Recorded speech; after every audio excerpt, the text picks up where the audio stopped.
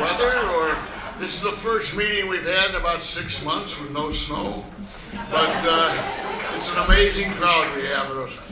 Welcome everyone back. So the sign up for dues, the $5 advance sign up, we do have the desk open. You can also come into the lab anytime in the months of April, May, or June. I emphasize June because July 1 it changes. But any of those 3 months, you can come into the lab and sign up, and the $5 program is in effect. So, I'd also ask everyone to please turn off your cell phones or put them on airplane or something to that effect. Okay, the agenda is pretty much straightforward as we always have it, except we do have a lot of items under those subheadings today. Our finances are solid. They're reflecting current commitments that you've made for the new for projector and for the slide scanning equipment. I'd really like to emphasize the Grafton Food Pantry. We're doing a great job again. I hope all realize that the money that you put in the jar, every nickel of it goes to Grafton. So I know everybody, we typically put in $1 or maybe $2. We can accept 10s, 20s. So whatever you think you feel is appropriate. Again, the money all goes to the food pantry. It doesn't go to the chapter. Okay, our membership 1,538. That's unbelievable. Now that's going to drop in July because we'll have some people that won't renew, but that still is really tremendous. I'd like to emphasize that the computer repair program that we operate is limited to members' computers, and if you have any topics for either classes or for general meetings or what have you, we really appreciate your sending them to the club email account. Frank and I pick up on that on Mondays and Thursdays, and we're always looking for help in terms of subject matter for classes or for general meetings. Computer Club survey results are in, and we're going to go over those. And I'd also like to emphasize if any of you have a few minutes after the meeting to stick around and help clean up a little bit, pick up some of the tablecloths, that sort of thing, everyone would really be very appreciative of that help. Now, May, we're not going to meet the first Monday. I want to emphasize that. We normally meet not the first Monday, we normally meet the first Saturday of the month. The theater company is going to have their play on Thursday, Friday, Saturday, and Sunday in here, and they'll be set up for their play. So we've agreed to move our meeting to May 10th, the next Saturday. So mark that on your calendars because I know we're all creatures of habit, and I know my calendar, we all rely on electronic calendars now. So we put them in for the year, 2 years, 3 years, 4 years, whatever, and they rattle out these dates. We have to be cognizant of slight changes, so make a note of that. We did the survey resident-wide, community-wide, to try to find out just what kind of computing equipment people have so that we can work on tailoring our training programs. Particularly the fall. It's obviously not going to affect the spring training, but we wanted to get an idea of whether we're on the right track in terms of the classes we offer. We found some interesting things. We found that we still have an awful lot of desktops. We found that we also have, interestingly, we also have a lot of XP equipment out there. And we'll talk a little about XP in a few minutes, but that was I was a little surprised at the magnitude of that.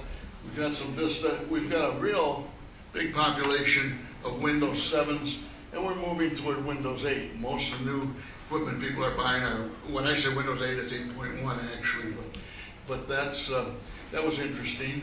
We also found that we have quite a few Kindles and Nooks. Phones we found interesting, not surprising. The iPhone is the more popular. It's been really it's got the timing on it. It's been a big phone for a long time. Android is now starting to come into play, but Android is getting up there too. The same is true with tablets. What's really interesting to me is that if you'll notice, we've got an awful lot of tablets out there. People are buying tablets, but it seems to be the trend right now. That's clearly going to be an impact on our training schedule for, we are running training classes on tablets now, but we'll probably be expanding that. Again, the summary, we've got a lot of desktops and laptops. I think that basically just what I went through, that Windows is the dominant PC platform. We had some Mac, but not too many. Interestingly, by devices, we have 20 that responded to our survey. We have 2,366 different devices out there in about 700 homes.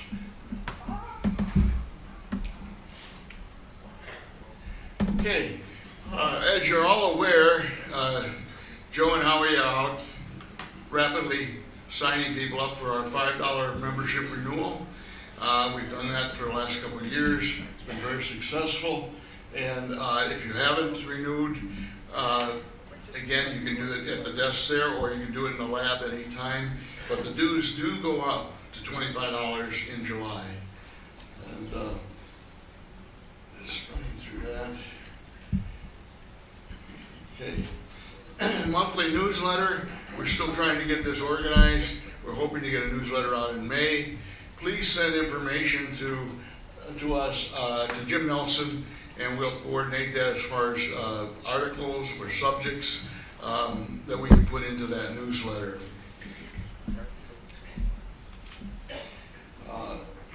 Again, I'm emphasizing the 8.1 download issue. It's a problem. We haven't found a way, and Microsoft has not offered a way to upload from update from 8 to 8.1 in a convenient manner. It takes time. So what we have done is we're generally helping people in the lab by showing them how to do it at home, because it is a time-consuming process. We can't do it in the lab because it just ties up our resources completely. Class schedule. The class schedule is in the on our website. It describes the classes, the dates, descriptions of the classes. As you know, our class schedule is no longer requiring a sign up. It's a first come, first served, drop-in type program. That's worked out very well for us. There are a couple of changes that will be made to that schedule in the next day or two, maybe a week. We're going to change some of the rooms. I think most of them call for the lab.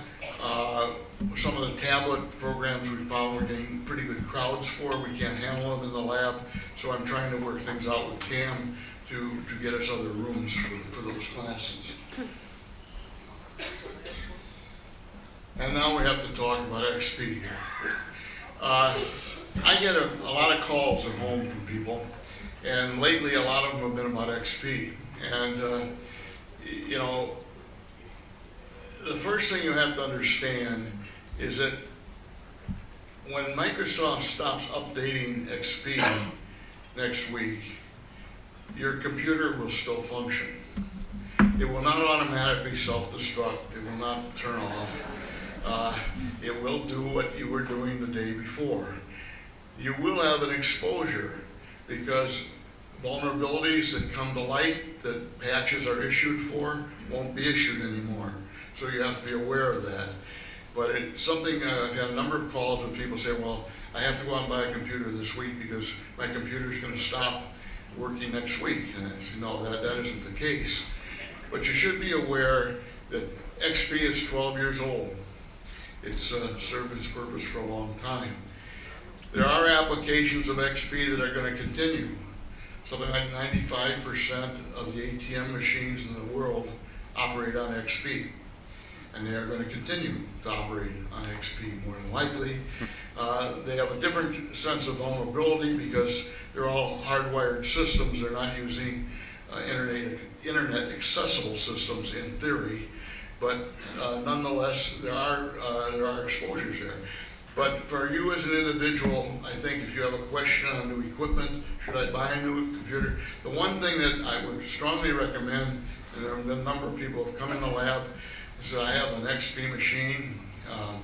It has 500 megabytes of RAM. Can I update that to Windows 8? And the answer we would usually tell them is no. You're better off buying a new machine. Machines have come down in price considerably, and you're moving up in 12 or 13 years of technology by buying a new machine. Okay.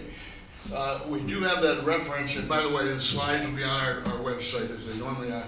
That reference to that website that's a Microsoft website, and it is excellent. It goes through the pluses, minuses, and what you can do and what you can't do. And it's probably a little bit biased toward buying Windows 8, recommending that, but it does give an excellent write-up on the subject. Okay, community matters. Well, we have a meeting of the board, and that's a quarterly meeting. The meet and greet will be in the lounge. I think it's the third Wednesday or something like that, but you'll have to look for the date. I couldn't find the date. Interestingly, the Federal Communications Commission has granted the radio station the authority to go forward. What that means is there will now be fundraising drives to get money for equipment, but hopefully when that equipment is purchased, it's all installed, Huntley will have its own radio station with a lot of local programming. Also, the Garden Club is having their hanging basket sale of plants May 10th. The theater company is going to have a play called Sugar on May 1, 2, 3, and 4.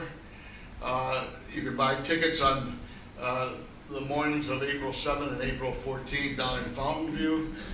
And Huntley is going to have an environmental drive on April 26th. Now last year, many of you will remember, this was a absolute disaster. They had traffic backed up from everywhere to everywhere because everybody showed up at the municipal complex. What they've done this year is they've broken it up. So they have 4 or 5 different spots that you take depending on what you're bringing to the recycling operation. The electronics section, or electronics recycling, will be in the Huntley Outlet Mall. The other recycling options, you can just see the Huntley website and they'll describe that. Again, there's a lot of community stuff. We're going to get new recycling bins. They're supposed to be delivered in April. You're supposed to get a letter around the middle of April explaining the details. These will be wheeled with covers. As I say, I'm not sure how the distribution pattern will be, but they are supposed to be distributed through the month of April. The Prairie Lodge furniture. I don't know if any of you are interested in bidding on that furniture. There's going to be a silent auction. If you bid on the furniture and you win the silent auction, it's your responsibility to pick it up and move it. So if you want to bid on a 19-foot sofa, make sure you've got friends, okay? But it is your responsibility to move it from the lodge to your place. And I'm also told that the furniture is as is. So you might want to look at what you're bidding on. And then we also have the Charter Club Expo, Saturday, April 12th. We will have a display outside the computer club. We'll be talking about tablets and a number of other things. The lab will be open for people to go through. But if you've never gone to one of these expos, it's kind of a nice thing to just walk around and see the different clubs and see what the different clubs have to offer and whether that fits your interest pattern or not. Okay, well, today we're going to talk about our club. And all the time we talk about different technologies, different things. But about every 4 years or so, we come back and say, what does the club do? Because things change. We do things now that we didn't do 4 years ago. And a lot of people come in the lab and say, I didn't know that we could do that here. We didn't know we did that service. So I thought we'd go through this. And really, if you think about it, especially at the $5 rate, this has got to be the best deal in Sun City. I mean, no matter how you cut it.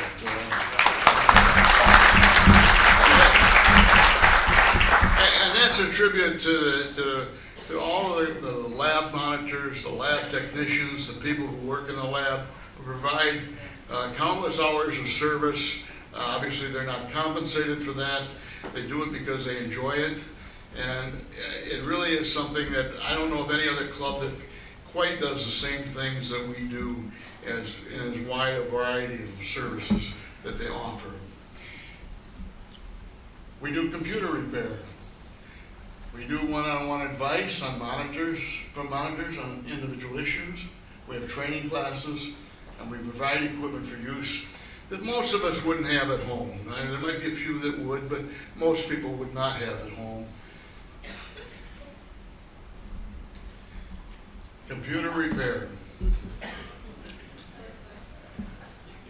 Well, we do hardware-related repair, replacing parts. As you know, the only charge there would be the part itself. If you have to need a power supply, you would have to pay for the power supply, but we'll install it and we'll make sure it's running and what have you. We also do hardware and recovery of crashed hard drives. Doesn't mean we can recover every hard drive. It means we can recover some, and it's certainly worth the effort. If you have a crashed hard drive, bring it in the lab, see if we can recover it. Before I go any further on that, I would say the way to avoid that issue is to back things up in the first place. And I know I'm preaching to the choir, but that's something that we're just not real good as a group of backing up, and that's evident by the number of people that come in and with a problem on a hard drive, and you say, well, do you have the backups? What backups? And you know, it doesn't take you long. If it's sensitive information, it's important to you, yes, we can maybe recover it. Far better you've backed it up and you don't have to worry about it. We also talk about software-related problems in the repair section, removing malware and viruses. We either do that or we show you how to do it, or both. We also will install software. Sometimes that's an issue with some people, depending on, you have to remember, in this club, we have all levels of expertise and comfort with doing these things. And there are a lot of people who are literally very scared of, putting a disk in a computer. And we will do that for them. We also will help in setting up a new computer and transferring files from your old computer. Now, there are some limitations on that, particularly some of the setups, but we'll definitely show you things you should do on your own if we don't have the time capability to do them in the lab, and transferring files. One thing you have to recognize, transferring files does not necessarily mean transferring programs. Sometimes programs can be transferred, sometimes they can't, particularly where you go from, if you went from XP to Windows 8, some of the software you have on XP will not run on Windows 8. That's a given, and you may have to make some changes in some of that software. We also have a new product that we can safely dispose of hard drives, or completely erase them without destroying them. In the past, we've followed the old hammer routine, but this is a far better system. Virus scans, as I have this is one we haven't run into yet, but summer's coming along. And anyway, this is a new device we have in the lab. This will allow us to completely and safely erase the data off of your hard drive before you dispose of the computer, if you're doing that, but at the same time it won't destroy the hard drive. In other words, the firmware that's on that hard drive will stay there. So if you wanted to give the computer to, a friend, a child, whatever, you want all your data off of there, but you want the thing to still operate, this will allow us to do that. Ken's saying no. Windows will be gone, Oh, everything Windows will be gone. Oh, yeah, you have to It won't operate. You have to reinstall. Yeah, you have to reinstall the operating system. I'm sorry, but the hard drive mechanically will run. So as opposed to the hammer routine, it's a very nice little device that we have. Okay. We do have one-on-one advice on individual issues. If you have a problem with your computer in any way, or a program, or a little help on using a particular application, there are people in the lab, monitors, who can help you with those problems, particularly in the areas of handling photographs, handling Picasa, Windows Photo Gallery, LibreOffice, Microsoft Office products. All of those things we have people that can help you with. However, there are exceptions. Now, the one-on-one advice, as I say, you talk about specific issues. We also give advice on buying new computers, and we'll help you set up. We set up on tablets, monitors to complete the complement the training program. So you may go to a class, take a class on a particular subject, but you have a question or two afterward, or you want a little additional help or a little clarification, come in the lab, and people are there that will help you with that. We have right now 8 computers in the lab running Windows 7 and 8 running 8.1. So if you're interested in moving to 8.1 or Windows 8, come in the lab, play with it, see if you like it.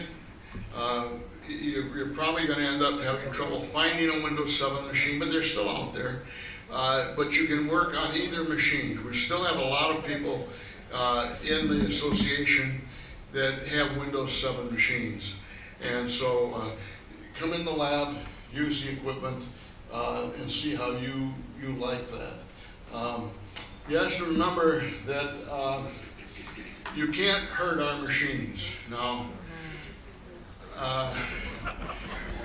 I used to say that. If you physically kick the machine or something, that's not good, all right?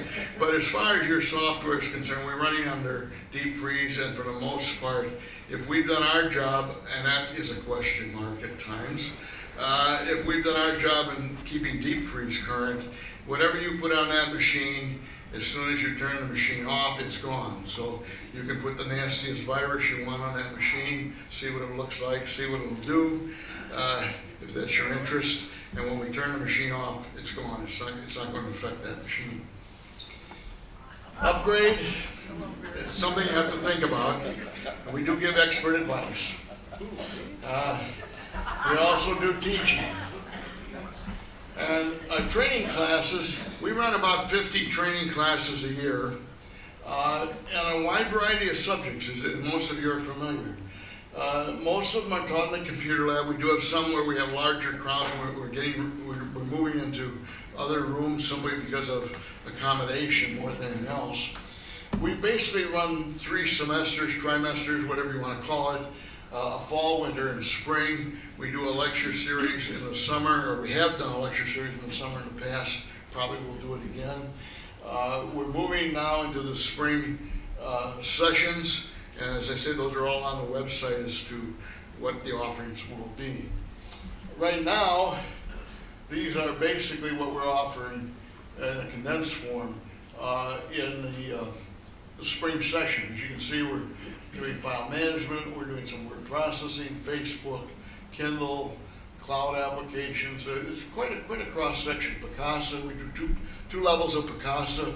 One is basically using Picasa, and the other, Picasa Advanced, is turning your slides into movies and putting them on DVDs for your television presentation.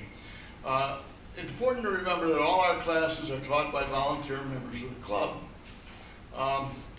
And so with that in mind, any of you who have expertise who would like to volunteer. We're always looking for more, well, we're looking for monitors as well, but we're always looking for teachers and monitors and people to participate in the club as teachers, as monitors.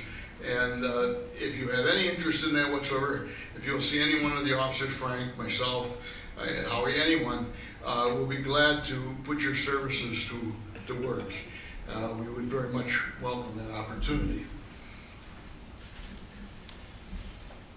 Some of our teaching starts out at very basic levels.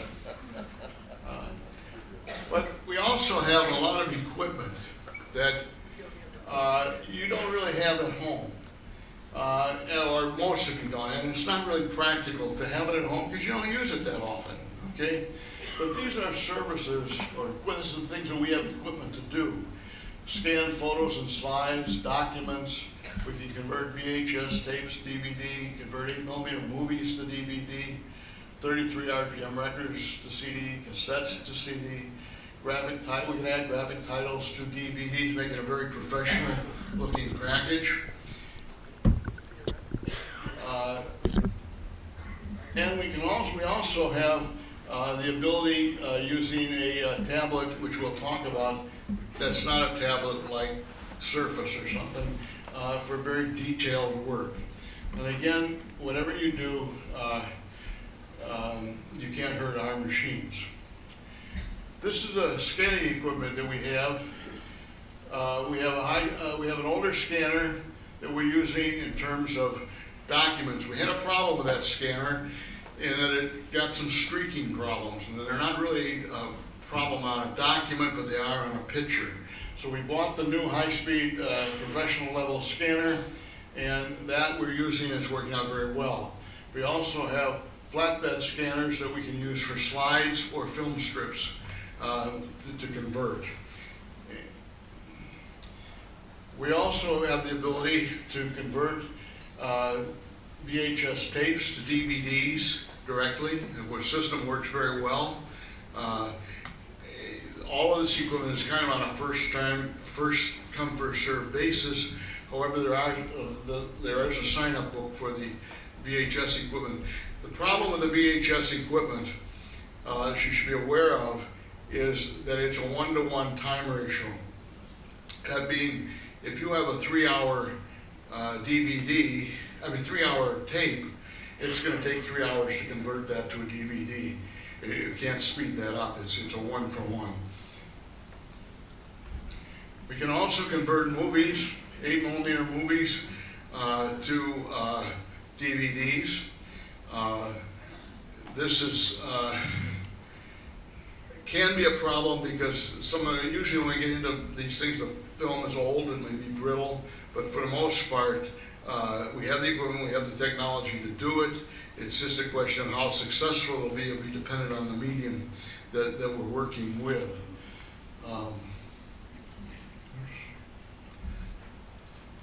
Now, it's really not that complicated to do this, but we're starting to play with wireless and things, and we have had a few complications, more or less, on some of these conversions.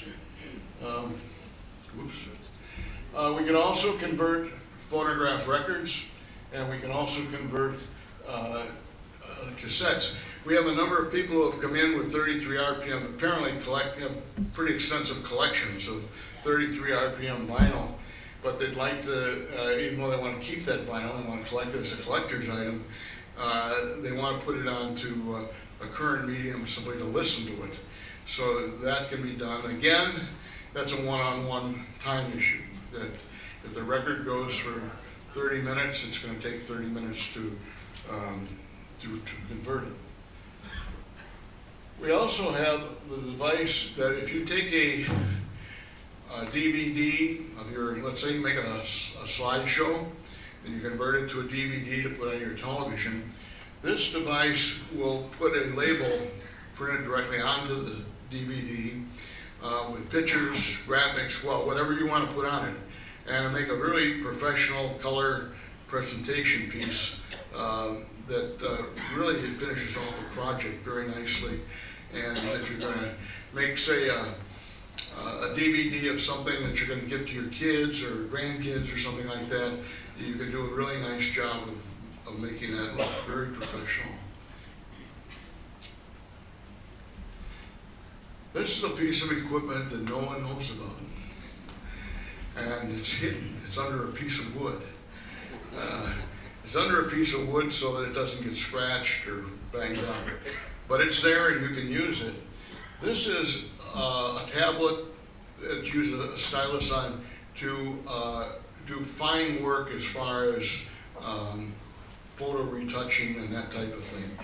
You know, if you're using Picasa or Windows Photo Gallery, for the most part, you're using a mouse, and I don't know how steady your hand is, but my hand on the mouse doesn't always go where it should go exactly, and you do get a little bit of a sloppiness sometimes on your edits.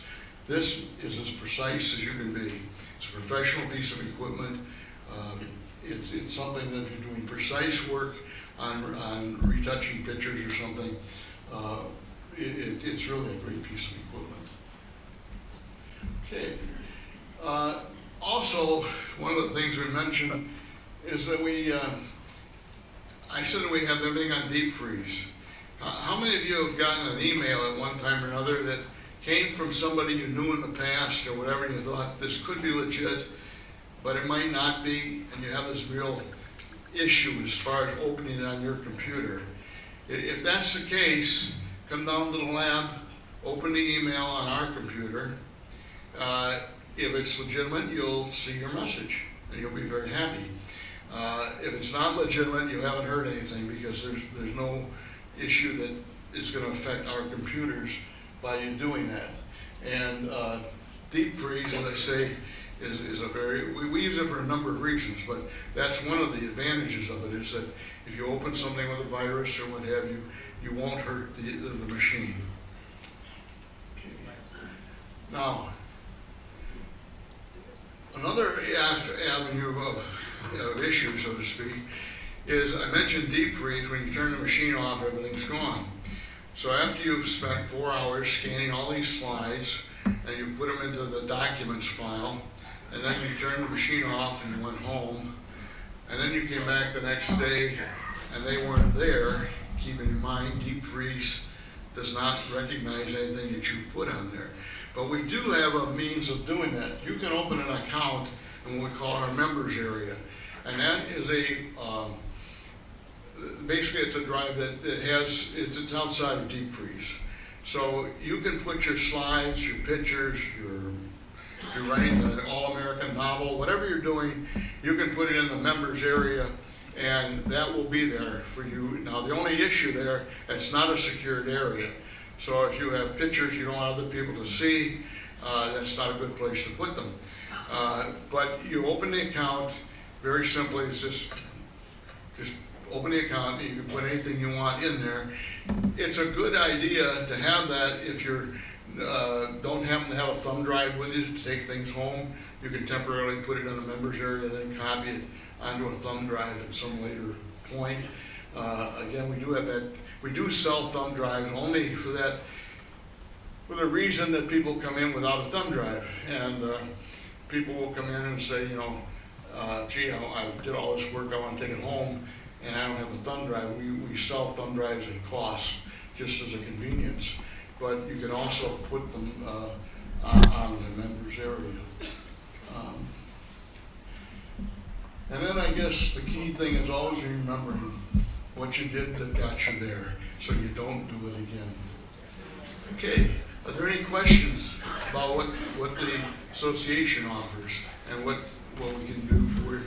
Also, any suggestions of what you'd like to see the association doing?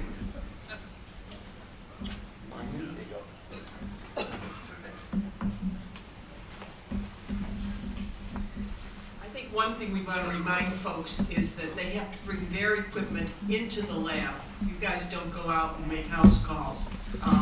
When Barry was president, we did get a lot of telephone calls from folks who came to meetings and thought they knew what was going on and wondered if they could arrange for somebody from the club to come out to their house just don't do that. And George, tell us what the lab hours are again, please. Well, on the home calls, we do have 2 members who do make home calls as a business, and we have their names and numbers posted on our website, so that if someone is interested in having service at their home, they can contact those individuals directly.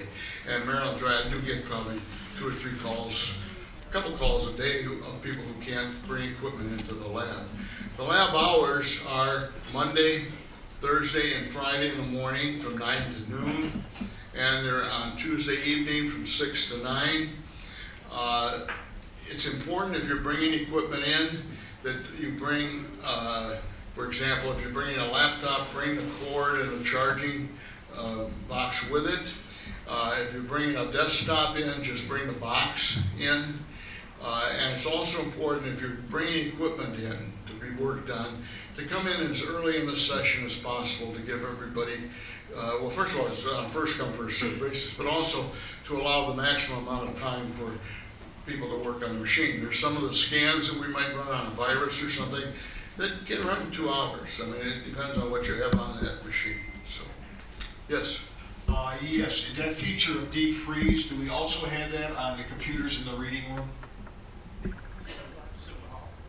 Not to my knowledge, we do not. Similar program. Pardon? We have a similar program. They do have a similar, yeah, I'm not familiar what Cam has on the reading room. Okay.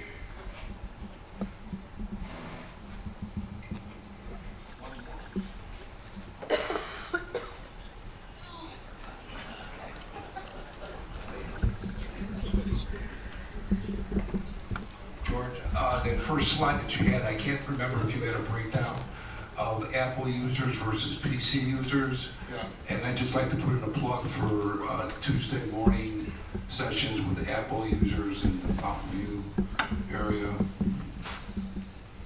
Yeah, that's a good point. We have, the Apple group meets every Tuesday morning. They meet in the breakout room of the Fountain View. And it's got a working session.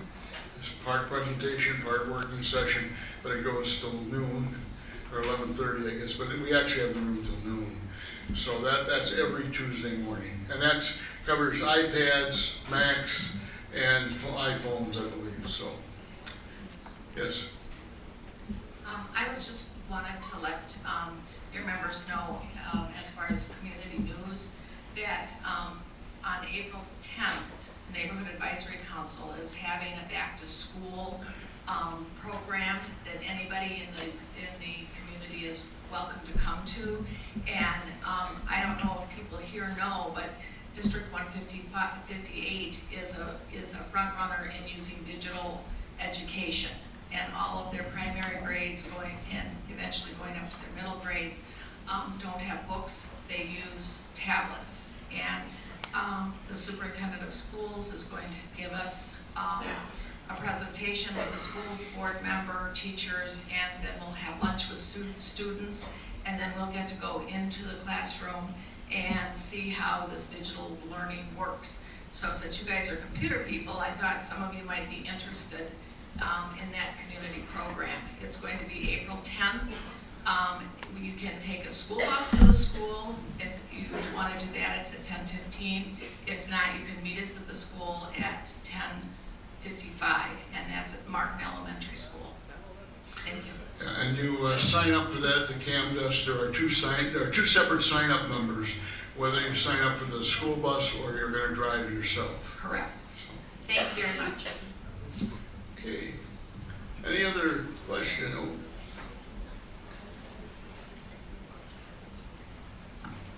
Okay. Well, with that in mind, then, I wish everybody will have a great day. And again, I want to remind you that next month we have a different meeting date. And if there are any, I don't know if there are any donuts back there, but if there are, feel free to take them.